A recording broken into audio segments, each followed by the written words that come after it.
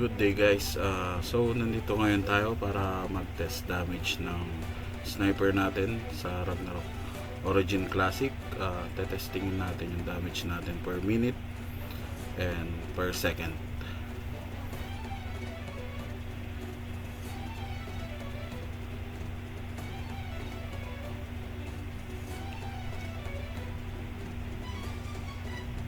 So ang choice natin for test damage is Doppelganger,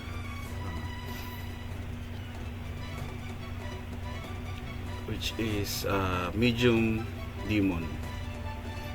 So naka silver arrow tayo. Ang card natin sa weapon is skeleton worker, squidget, strophe card.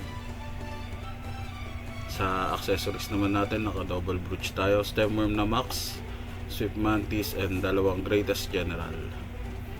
So, simulan na natin.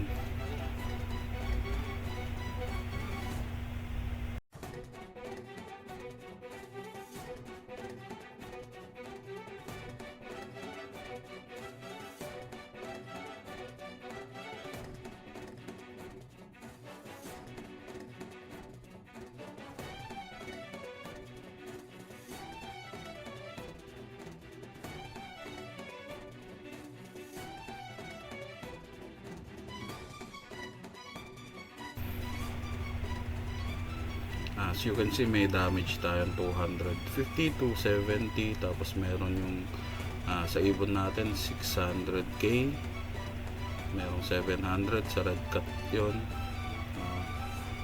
Yan ang damage natin to, nagre-range ng 250 hanggang 300, tapos yung 700 yung sa ibon.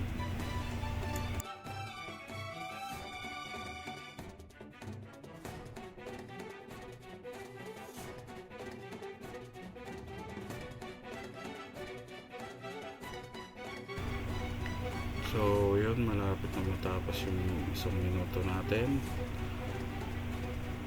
Yan, so makikita ninyo na 200M yung naging damage natin, 202. Tapos sa per second natin is 3.3 million. So ayun guys, thank you for watching. Magantay na lang kayo ng panibagong update natin para sa equipment stats reveal natin ng character natin. Thank you, and thank you for watching.